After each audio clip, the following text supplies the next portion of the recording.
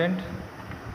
Today we will start the lesson 1 of English subject class 4th. As we have already read this lesson before, so today I'm going to explain this lesson. So after reading I will make you understand in Hindi. So let's read it again. The first paragraph. There was once a woman who wished very much to have a little child of her own. So she went to a fairy and said, I would love to have a little child of my own. Can you help me? Oh, that is easy, said the fairy. Here is some corn.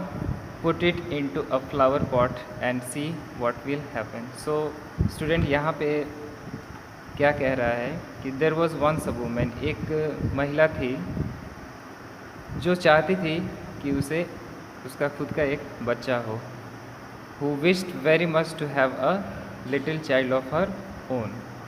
So she went to a fairy. तो इस वजह से वो एक परी के पास गई. फेरी, ठीक है. परी के पास जाकर उसने क्या बोला? I would love to have a little child of my own. Can you help me? उसने बोला कि मैं चाहती हूँ कि मेरा एक खुद का बच्चा हो, क्या आप मेरी मदद करेंगी? फेरी ने क्या आंसर दिया? That is easy, said the fairy. Fairy यानी परी जिनके पास जादुई शक्तियाँ होती हैं, उसने कहा ये तो बहुत आसान है. Here is some corn. Put it into a flower pot and see what will happen. फिर उस फेरी ने उस महिला को, उस वुमेन को कुछ कॉर्न के बीज दिए और कहा कि इन्हें एक फूल के गमले में डालना और देखना फिर क्या होता है. अगले पैराग्राफ में, thank you said the woman to the fairy. Then she went home and planted it and immediately there grew a large tulip but its petals were tightly closed. फिर क्या होता है?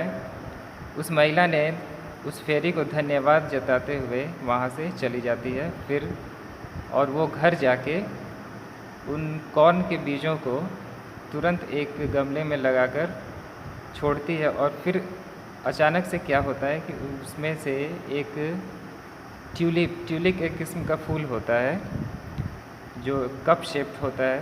Tulip very much like a rose. तो लेकिन रोज़ के मुकाबले वो थोड़ा बड़ा होता है वो फूल.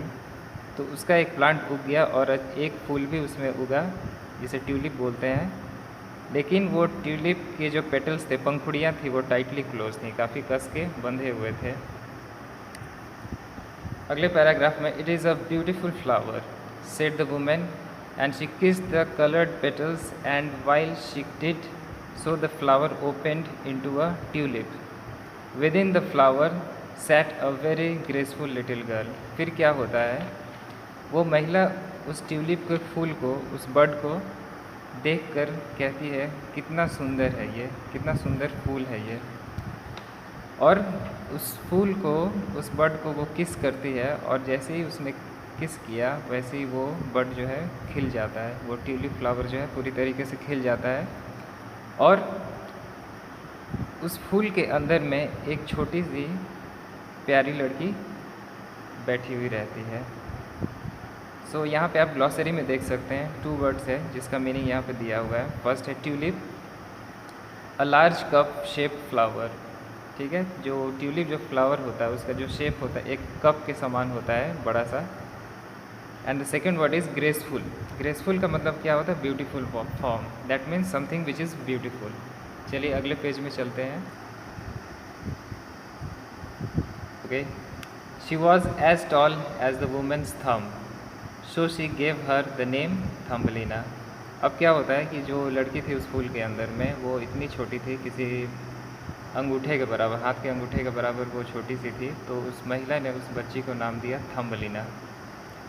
At night she slept in a walnut shell on a bed of blue violet leaves and she used a rose petal for a counterpane. वो सोती किस में थी? वो सोती थी अखरोट, वॉलनट शेल, अखरोट के शेल में.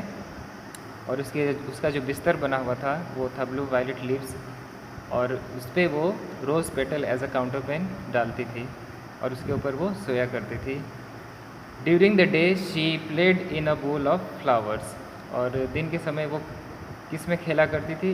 एक बर्तन में जिसमें ढेर सारे फूल रखे हुए होते थे। Thumbelina used a large tulip leaf as a boat. She sat in it and rowed herself from side to side with oars made of stems. Actually, she used to row the boat inside the bowl from one place to another with the help of oars made of stems. टहनियों के बने हुए ores यानी चप्पू से वो अपने नाव को, अपने बोट को, ट्यूलिप लीफ के बोट को वो आगे बढ़ाती थी।